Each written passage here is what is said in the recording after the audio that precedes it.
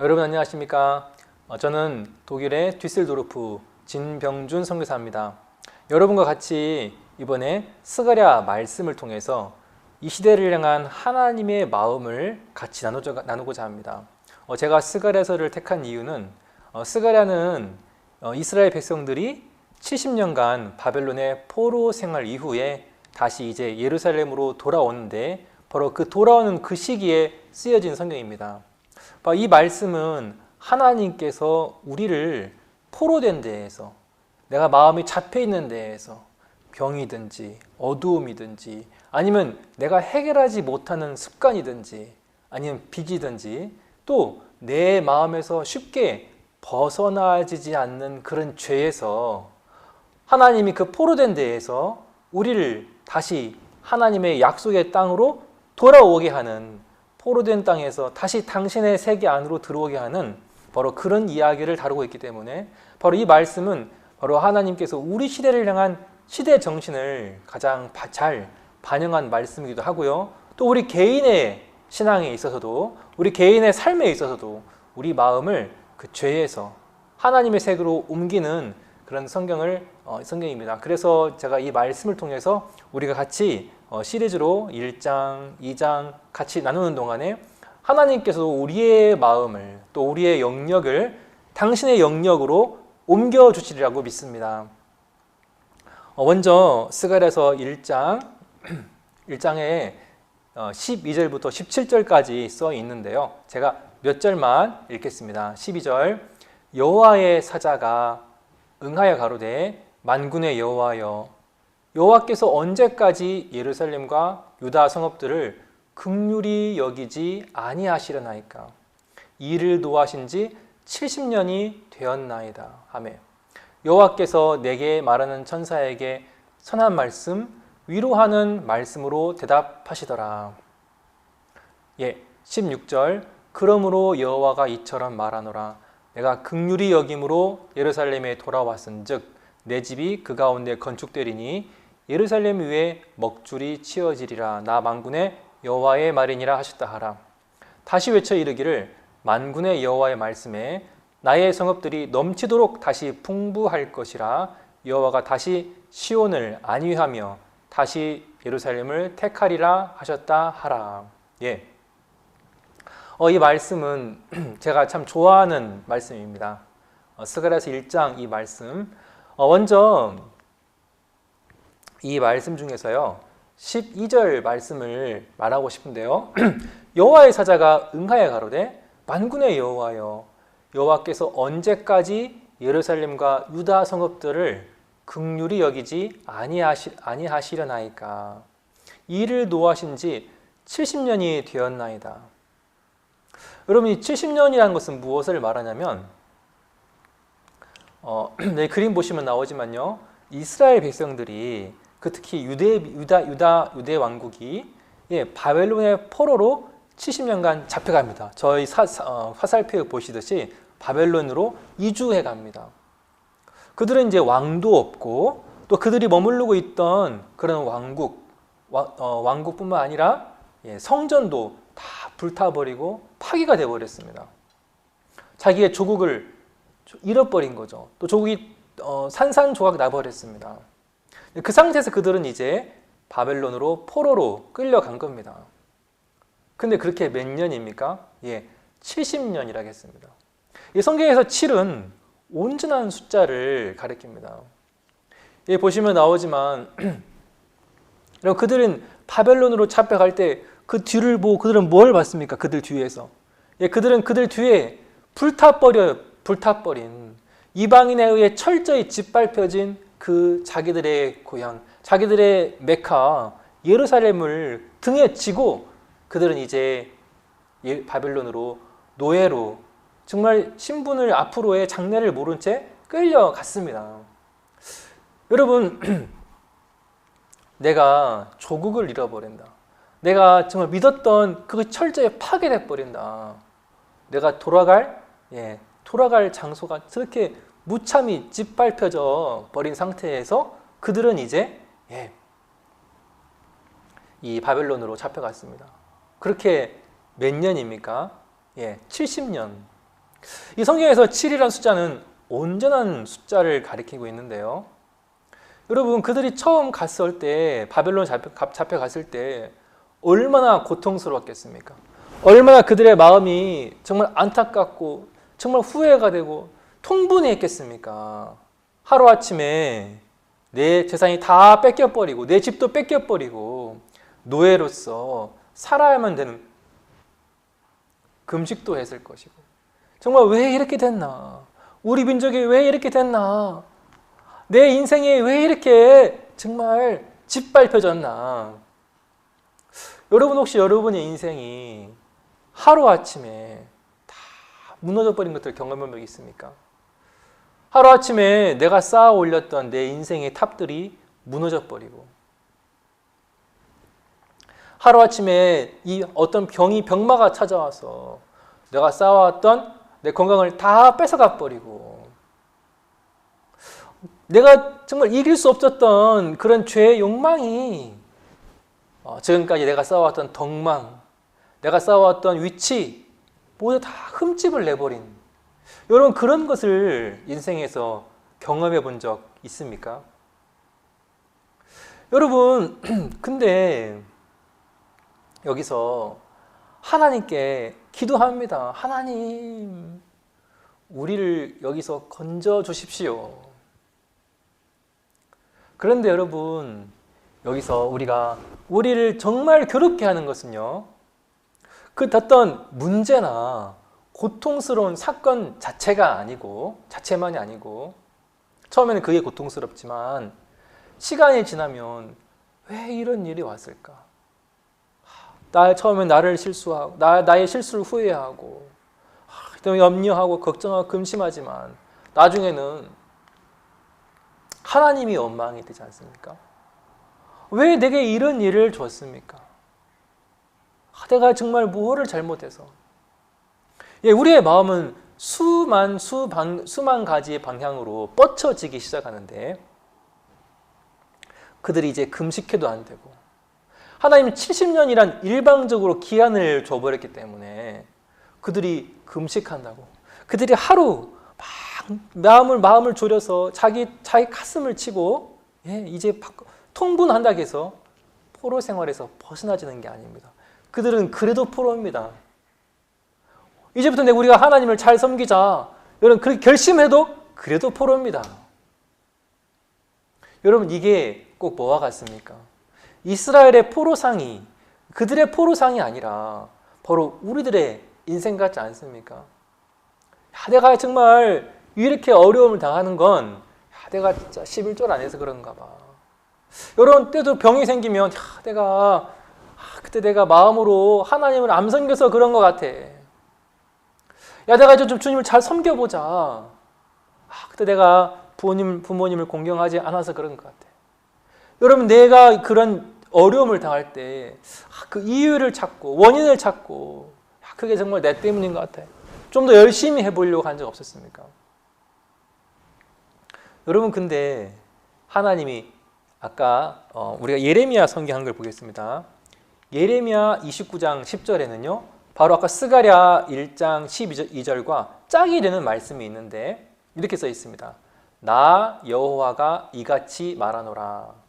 바벨론에서 70년이 차면 내가 너희를 권고하고 나의 선한 말을 너희에게 실행하여 너희를 이곳으로 돌아오게 하리라 했습니다. 여러분, 70년이 차면, 예레미야가 이 말씀을 기록할 당시에는 바로 이스라엘 백성들이 이제 유다의 왕국의 왕이 끌려가고 왕후가 끌려가고 그 다음에 신하들이 끌려가는 바로 그 상황이었습니다. 그 당시에 하나님이 예레미야에게 70년이 차면이라고 했습니다. 하나님이 일방적으로 예레미야에게 70년이란 기한을 정해 준 겁니다. 70년이란 기한을 정해 줬기 때문에 그들이 회개한다고, 돌이킨다고, 금식한다고, 그 무엇을 해도 이 포로 생활은 끝나지 않습니다. 여러분, 우리가 때로 내가 이것 때문에 그런 것 같아. 내가 이제 교회에 11조를 해야 되겠다. 진짜 맞아. 말씀을 들어보니까 내가 진짜 주님을 섬기지 않아서 이렇게 병과 고통에 어려움을 당하는 것 같아. 이제 정말 주님을 섬기자. 아, 그래 내가 맞아 정말 선한 일을 안 한 것 같아. 이런 그 원인을 찾고 그 원인을 고쳐보려고 노력하는 경우를 보지 않았습니까? 그런데 하나님이 여기에 70년이란 일방적인 기한을 정했습니다. 우리가 이것은 무슨 얘기냐면 예레미야가 말씀한 70년이 되기 전까지는 그 무엇을 해도 안 된다는 겁니다. 하나님이 기한을 정해서 정말 내가 돌이켜도 돌이킬 수 없고 하나님의 때에만이 이 일이 풀어질 수 있음을 말해주고 있는 겁니다. 여러분, 그럼 우리 인생에 언제 그 하나님의 때가 옵니까? 저는 개인적으로 이 말씀을 굉장히 좋아합니다. 이 스가랴서 1장 말씀을. 왜냐하면 제가 듀셀도르프에 와서 얼마 안 됐을 때인데요. 저희가 겨울에 매 겨울에는 크리스마스 뮤지컬이라는 우리 여기에 독일에 유럽에 있는 단기 선교사들, 한국에서 1년간 자기 학업을 휴학하고 각 선교지에 나가서 1년간 선교사로 단기 봉사하는 학생들을 우리가 단기 선교사 그래 부릅니다. 근데 그 학생들이 이제 유럽에 1년간 봉사하다가 이제 모여서 뮤지컬을 준비를 해서 연습을 해서 뮤지컬을 각 도시마다 공연을 하는 거예요. 제가 나중에 또 한번 기회가 되면 간증 한번 드리겠지만 이제 이 학생들이 저희 듀셀도르프로 이제 오는 거예요. 몇 월 며칠 날. 전 유럽을 투어를 돌기 때문에 딱 그 시간에 해야만 되는데 저희가 듀셀도르프에 있는 한 옆에 도시에 노이스라는 도시에 시티홀을 빌렸어요. 그래서 이제 정말 시티홀 너무 크고 좋은 홀인데 이 홀을 빌렸는데 이 홀에서 저희가 이제 그 크리스마스 뮤지컬을 하기로 되어 있었어요. 이제 계약을 하고 이제 좀 광고를 하고 다 광고를 내고 있는 사람들이 이제 초청을 했어요. 이제 한 날 이제 공연 얼마 앞두고 일주일 앞두고 우리가 이제 약 수요일까지 대금을 이 대관료를 지불을 해야 되는 거예요. 여기는 공연장 대관료가 굉장히 비싼데 지불을 이제 해야 되는데 이제 수요일까지 지불을 해야 되는데 제가 물질이 없었어요. 일요일 날 이제 제가 마지막으로 광고를 했어요. 그리고 저는 이제 일요일 날 형제 자매님들이 이걸 아니까 헌금을 내서 우리 물질이 어느 정도는 모여 있겠지 그랬는데 일요일 날 우리 재정 맡으신 분이 말해주기를 목사님 400유로가 들어왔습니다. 네? 400유로 지금 대관료는 거의 1000만 원에 가까운데 한 60만 원 들어온 거죠. 제가 너무 놀랐어요. 근데 제가 순간적으로 생각이 드는 거예요. 수요일 날 우리가 이제 수요일 날까지 대관료를 지불해야 되는데 이걸 지불 못하면 어떻게 되지? 제가 상상이 되는 거예요. 버스가 이제 그 뮤지컬 하기 위해서 뮤지컬 팀이 버스를 몰고 트럭을 몰고 다 듀셀도르프로 왔는데 죄송합니다. 우리가 대관료를 못 지불해서 공연장 측에서 우리에게 홀을 빌려주지 않습니다. 이렇게 말하면 어떻게 되지? 그때 여러분 우리가 너무 감사한 건 우리에겐 주인이 있잖아요. 그죠? 우리에겐 주인이 있잖아요. 내가 이 일의 담당자지만 저에게는 주인이 있잖아요. 그래 이 일을 누가 책임지나 누가 책임져야 되나. 제가 그러면 길이 없어서 그날 성경을 봤어요. 성경을 봤는데 바로 이 스가랴 1장이었거든요.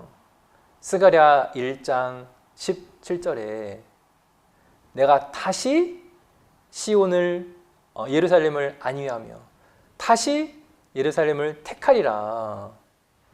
저는 그 단어가 제 마음을 잡았어요. 다시. 다시구나.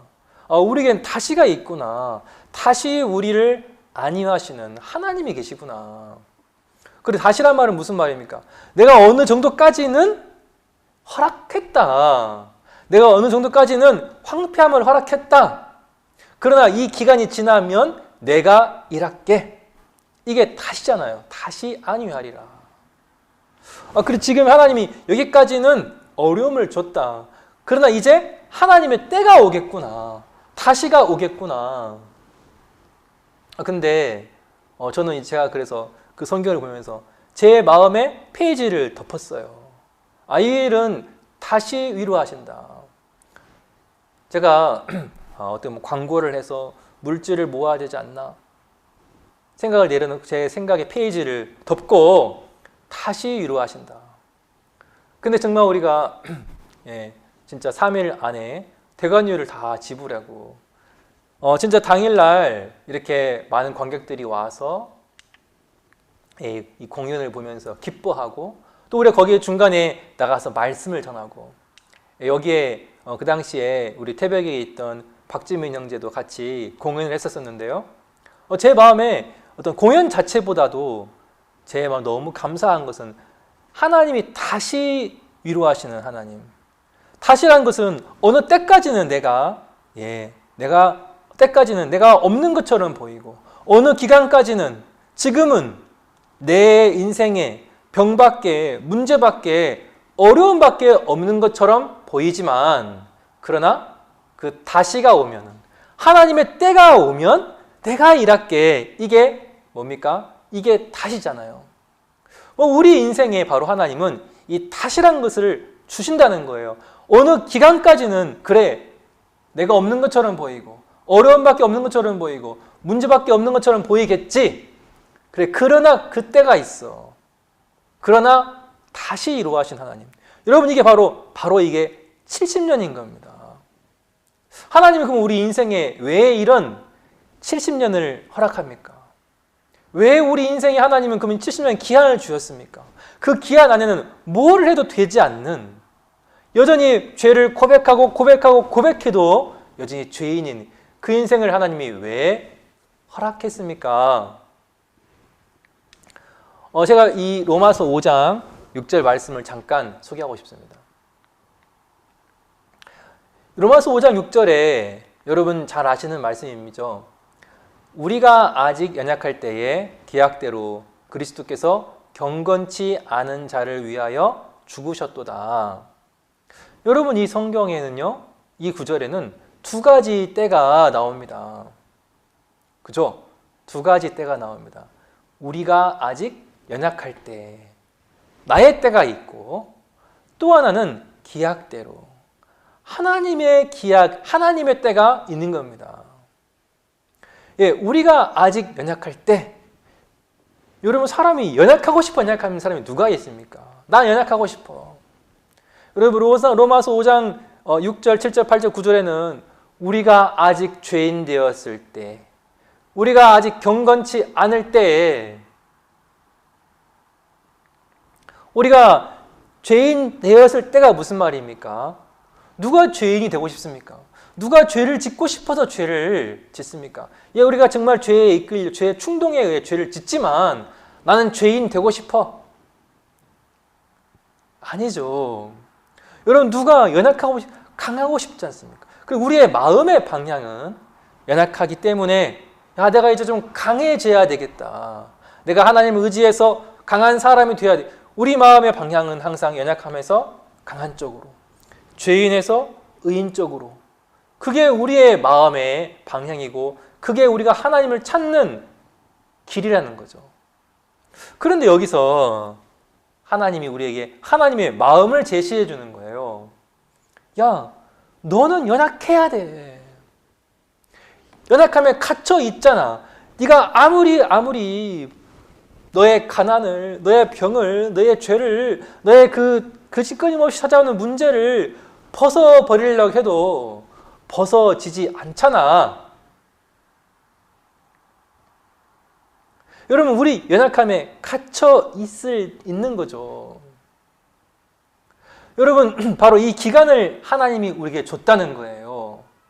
여러분 연약할 때는 그냥 연약함이 아니고 연약이 정말 내 무능함이, 이 문제를 해결할 수 없는 그 내 인생의 그 상황이 나를 짓누르고 있다는 거죠. 여러분, 죄인이란 것은 죄를 짓는 사람이 아니고 죄에 포로된 자가 죄인입니다. 여러분, 연약한 사람은 그냥 약간 삶이 무기력하게 좀 약간 재능이 없는 사람이 연약한 사람이 아니고 그 힘이 오지 않아서 내가 그 연약함에 갇혀 있는 것입니다. 바꿔 말하면 하나님이 가두셨다는 거죠. 왜요? 하나님의 기약이 기약 때까지. 하나님의 기약이 뭡니까? 바로 하나님의 약속이 뭡니까? 약속의 때가 있는데 그리스도께서 경건치 않은 자를 위해 죽으셨도다. 네가 연약함에 갇혀 있어야 그리스도가 경건치 않은 자를, 연약한 자를 위해 죽을 수 있지. 네가 죄에 갇혀 있어야 내가 너를 죄인을 위해 죽어 너를 의인으로 만들어 줄 수 있지. 우리 인생에 하나님의 때를, 내 인생에 하나님의 때, 하나님의 긍휼의 때를 막고 있는 것은 우리 죄가 아닙니다. 우리 연약함이 아닙니다. 여러분, 언제 그러면 우리 인생에 그 기약대로 그 하나님의 때를 우리 인생에 끌어올 수 있습니까? 연약함 때문에가 아니고요. 내 죄 때문에 내가 이런 어려움을 당하는 겁니까? 내 죄 때문에 내가 이런 포로된 생활을 하는 겁니까? 이스라엘 백성들이 죄를 지어서 갔지만 그 죄 때문에 하나님이 이 70년 포로 생활을 허락한 겁니까? 아닙니다. 죄 때문에가 아니고 죄 아래 갇혀 있으면서도 죄 아래 갇혀 있는 자기 자신을 인정하지 못하고 포기하지 못하고 그 죄에서 벗어나려고 발버둥 치는 동안 우리는 하나님의 그 기약을 내 인생에서 더 밀어내고 있을 뿐이라는 거죠. 우리가 다니엘서 성경을 보겠습니다. 다니엘서 9장. 다니엘은 아까 예레미야는 바로 이스라엘 백성들이 포로 생활 70년이 되기 전에 그때 처음 시작할 때 예레미야가 이 예언을 했다면은 다니엘은 바로 그 70년 그 중앙에 있던 사람이었습니다. 스가랴는 그 마지막에 있던 사람이고요. 다니엘서 9장 5절에서 뭐라고 말했냐면은 우리는 이미 범죄하여 패역하며 행악하며 반역하여 주의 법도와 규례를 떠났사오며. 여러분, 이게 다니엘의 기도입니다. 다니엘이 기도를 어떻게 지금 시작하고 있습니까? 여러분, 다니엘이 그냥 우리 죄를 고백하는 것처럼 보이죠. 하나님, 내가 정말 악을 행했습니다. 여러분, 그냥 내가 진짜 이런 죄를 지었습니다. 하나님 좀 용서해 주십시오. 내가 정말 앞으로 이런 죄를 짓지 않도록 이끌어 주시기 바랍니다. 여러분, 그런 회개의 기도가 아닙니다. 다니엘의 기도 속에는요, 우리가 알지 못하는 다른 마음이 숨겨져 있습니다. 다른 마음을 고백하고 있습니다. 뭐를 고백합니까? 우리는 이미 범죄하여 패역하여 행악하며 반역하여 주의 규례를 떠났사오며. 여러분, 이미 다니엘은 정확히 70년의 기한을 알고 있었던 겁니다. 우리는 그 무엇을 해도 여기서 벗어날 수 없는구나. 내가 어떤 회개를 해도 난 죄에서 벗어날 수 없는, 그래서 뭐라고 말합니까? 우리는 이미 범죄하여. 우리가 그러니까 앞으로 죄를 안 짓겠습니다. 기회를 또 주십시오, 하나님. 하나님, 정말 제가 다시 앞으로는 이런 죄를 짓지 않도록 하겠습니다. 기회를 달라고 하는 것이 아니고 다니엘은 이미 패역한 자기를 고백한 겁니다. 이미 행악을 해버렸습니다. 이미 시험에 떨어져 버리는 겁니다. 내 인생은 이미 악에 갇혀 있습니다. 다시 기회를 주면 내가 이제 더 이상 연약하며 머무르지 않고 다윗처럼 믿음으로 살겠습니다 라는 것이 아니고 이미 나는 연약한 존재입니다. 여러분, 9절에 뭐라고 나옵니까? 여러분, 이미 범죄하고 이미 패역하고 이미 행악하고 이미 반역을 했습니다. 여러분 부모님에게 부모님을 서운하게 한 적이 있습니까? 여러분 교회를 배반한 적이 있습니까? 여러분 하나님의 말씀을 배반한 적이 있습니까? 베드로가 내가 주를 따르겠습니다 했지만 예수님을 3번 부인했습니다. 여러분 3번 부인했습니다. 3번이 뭡니까? 한 번은 실수일 수 있고 2번은 내가 이제 앞으로는 좀 정말 이런 실수를 하지 말아야 할 수 있지만 3번 부인한 것은 뭡니까? 나는 또다시 기회를 줘도 저 기집종 앞에조차서도 예수님을 부인할 내 인생의 목숨을 걸었는데 그 기집종 앞에서 나는 예수님을 부인할 사람이구나. 자기 자신에 대한 이미 배역한 이미 반역한 사람이 된 거죠. 여러분 그때 9절에 뭐가 있습니까? 나는 이미 반역했는데 그런데 주 우리 하나님께는 긍휼과 사유하심이 있다. 여러분 이 차이를 아시겠습니까? 나는 이미 범죄했고 이미 반역했습니다. 앞으로 내가 다시 잘해서 내 연약함에서 이 반역에서 이제 벗어나서 순종과 정말 믿음의 삶을 살아야 된다가 아니죠. 이미 실패한 사람이죠. 여러분 이 사람에게는 분명히 보이는 방향이 틀려집니다. 전에는 내가 반역했기 때문에 이제 순종하려는 쪽으로 가려고 했었는데 이제는 내가 이미 반역을 해버린 사람이구나. 다시 기회를 줘도 난 또 이럴 수밖에 없는 인간이구나. 여러분 이 사람은 그 마음의 방향이 어디로 갑니까? 그 마음의 방향이 이제 이 사람에는요 하나님에게 갑니다. 그런데 나에는 진짜 길이 없는데 하나님에게는 긍휼이 있구나. 그래 맞아. 하나님에게는 사유하심이 있구나. 여러분 왜 이스라엘 백성들이 다니엘이 여기서 하나님의 사유하심을 바라본 줄 아십니까? 우리가 이 그림을 잠깐 보시면 저 뒤에 저게 예루살렘 성전입니다. 예루살렘 성입니다. 여러분 성전은 불탔습니다. 여러분 이스라엘 백성들이 죄를 지으면 어디로 가야 됩니까? 성전으로 가야 됩니다. 성전에 가서 양을 드려서 자기의 죄를 속죄를 해야 됩니다. 그런데 그 성전이 불탔습니다. 솔로몬은 그 성전에 낙성식을 할 때 기도했습니다. 하나님, 우리가 범죄하여서 끌려가서 다른 나라에 사로잡혀 갔을 때 원군을 물론하고 우리가 이 성전을 향하여서 기도하면 주님 우리 기도를 들으시사 우리 죄를 사해 주십시오. 근데 그들이 돌이켜야 됐던 그들이 향할 수 있었던 그 성전이 불타버린 겁니다. 그들은 돌이킬 길이 없습니다.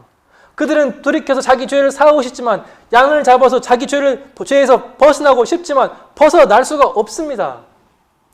여러분 그때 우리에게 뭐가 있습니까? 그때 다니엘서 9장 그 말씀이 보이는 겁니다. 하나님에게는 긍휼이 있구나. 여러분 내가 죄를 지어도 똑같이 죄를 짓지만 죄를 짓고 똑같이 회개를 하는 것 같지만 어떤 사람은 내 마음에 나에게 하나님 또 기회를 줘도 나는 또 반역할 사람입니다. 나에게 기회를 또 줘도 나는 믿음을 쳐버릴 인간이 이미 배반한 사람입니다. 여러분 이 사람에게는 바로 다니엘서 9장 9절 하나님의 긍휼이 있구나 이게 보이는 겁니다. 여러분 어느 날 다윗의 아들 압살롬이 다윗을 쿠데타를 일으켰습니다. 아버지를 향해서 쿠데타를 일으켰습니다. 이런 예가 없는데 아버지를 향해 쿠데타를 벌여서 이제 모든 신하 대신과 국민을 몰고 그 궁을 점령해버리고 아버지는 맨발로 도망했습니다. 다윗이 재정비를 해서 다시 이제 자기 아들 압살롬의 군사와 자기를 따르던 군사들과 싸움을 벌였는데 다윗은 거기에서 뭐라고 말하냐면 내 아들 압살롬을 생명을 귀하게 봐라 했습니다. 여러분 다윗은 왜 다윗은 왜 부솔 시내를 기드론 시내를 다윗이 건넜는데, 여러분 다윗은 왜 이미 시내를 건넜다는 얘기는 이미 건널 수 없는 길을 서로 가버린 거죠. 이미 돌이킬 수 없는 범죄를 해버린 거죠. 여러분, 압살롬은 반역을 한 자입니다. 그리고 그는 패역을 한 자입니다. 행악을 했고 모든 법도와 규례를 떠나버린 사람입니다. 다윗은 그런데 압살롬의 생명을 소중히 여겨달라 하더라고요. 왜 그랬습니까? 사무엘하 9장 3절에는 다윗의 마음을 알 수 있습니다. 사울의 집에 아직 남은 사람이 있느냐? 내가 그 사람에게 하나님의 은총을 베풀고자 하노라. 여러분, 다윗의 마음에는요, 하나님의 은총, 하나님의 은혜를 알았습니다. 하나님에게는 은혜란 게 있어. 저 은혜를 언제 알 수 있는지 알아? 저 은혜는 내 아들 저 죽일 놈 압살롬처럼 죽일 놈한테 있는 거야.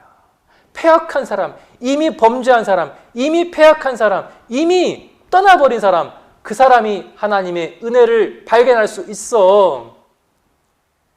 여러분, 이게 바로 하나님의 은혜를 마음에 발견한 사람이 가질 수 있는 마음인 거죠. 압살롬이 돌이켜서 다윗이 받으려는 것이 아니고 이미 패역해버리고 패역해서 이미 건너가버려서 돌이킬래야 돌이킬 수 없는 그 상황에 있는 그 사람, 그 아들, 그를 향해서 뭘 말합니까?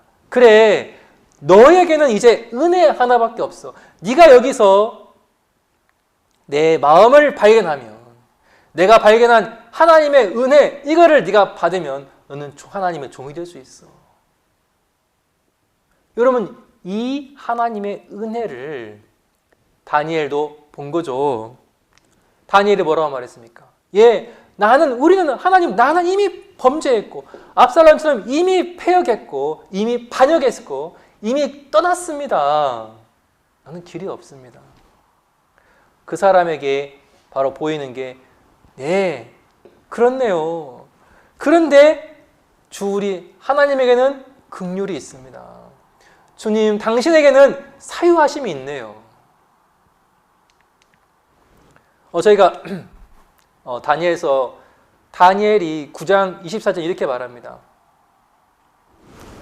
23절에는 뭐라고 나왔냐면요, 다니엘아, 네가 기도를 시작할 즈음에 명령이 내렸다 그랬습니다. 사람들은 이렇게 이 다니엘서 9장을 말하면 다니엘이 금식하며 간절히 기도했기 때문에 하나님이 그에게 약속을 보여줬다. 아니요, 그가 기도를 간절히 해서가 아닙니다. 기도할 즈음에 다니엘이 여러분 처음 기도할 때 뭐라고 말했습니까? 방금 읽었던 다니엘서 9장 5절, 우리는 이미 범죄했습니다. 이미 실패했습니다. 이미 타락했습니다. 이미 떠났습니다.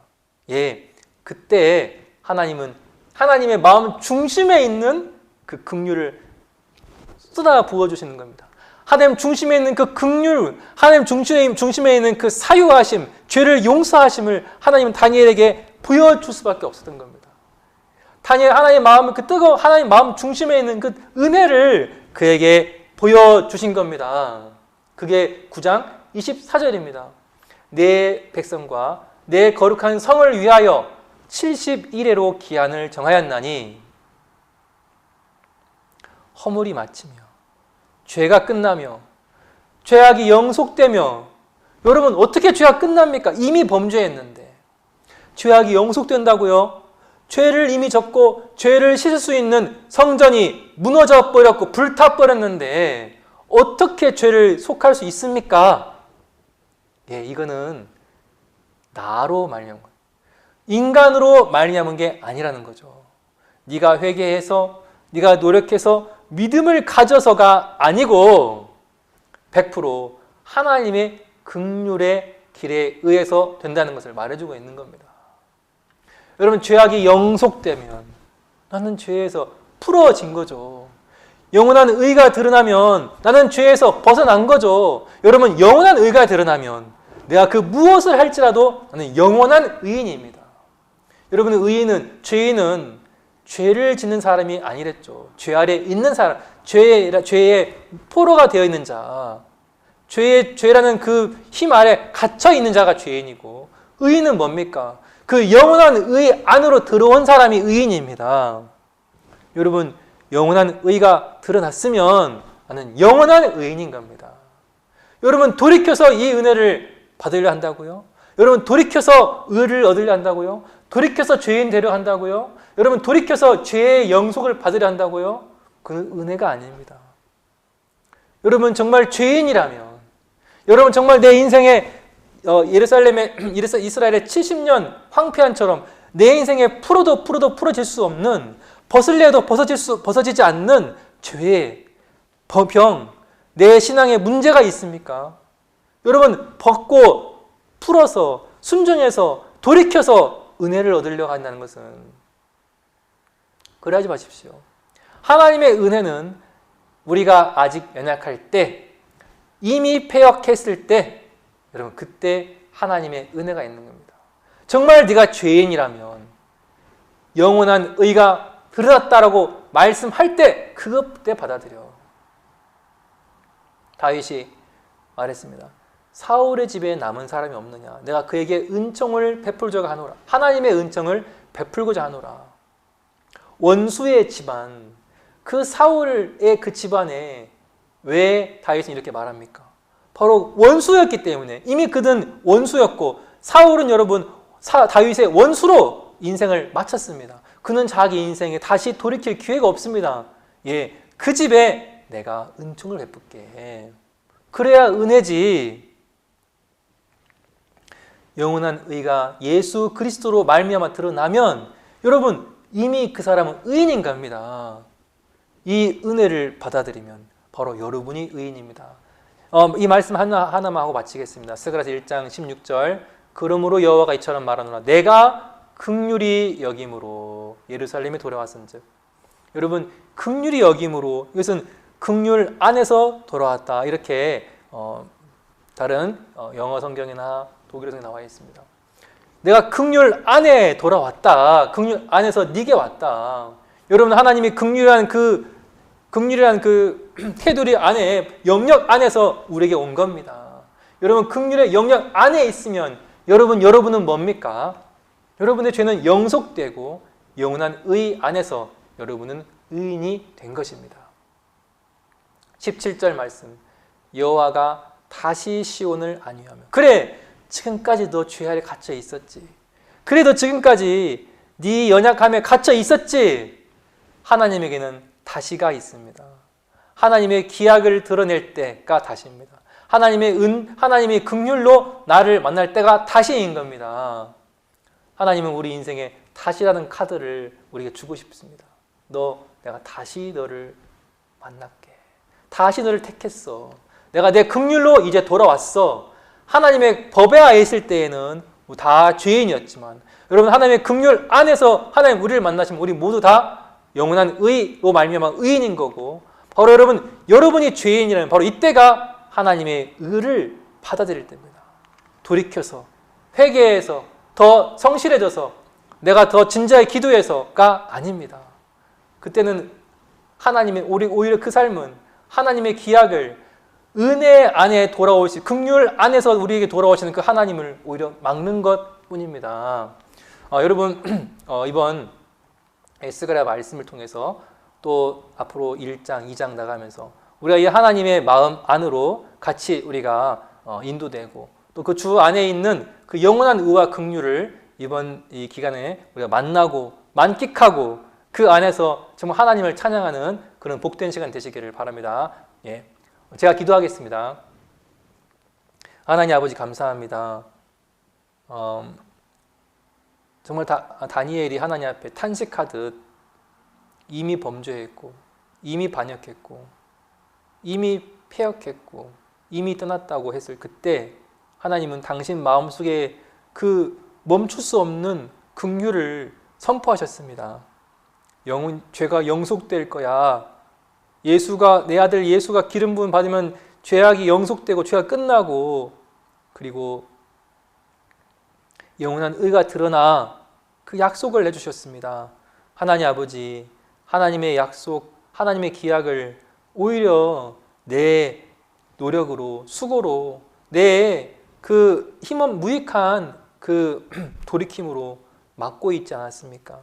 하나님, 지금 선포됐을 그때 우리가 의를 받아들입니다. 하나님의 말씀이 선포됐을 이때 우리가 하나님의 의를 정말 받아들입니다. 주님, 여기에 있는 우리 모든 우리 분들을 정말 긍휼히 여겨 주시고 하나님의 긍휼 안에 계신 주님을 모두 만나서 정말 이 다니엘이 만났던 그 하나님을 같이 만나고 다시 이루어하시는 그 하나님, 다시 택하신 그 하나님을 마음에 만나도록 이끌어 주시기를 바랍니다. 감사를 드리고 예수 그리스도의 이름으로 기도하였습니다. 아멘. 네, 감사합니다.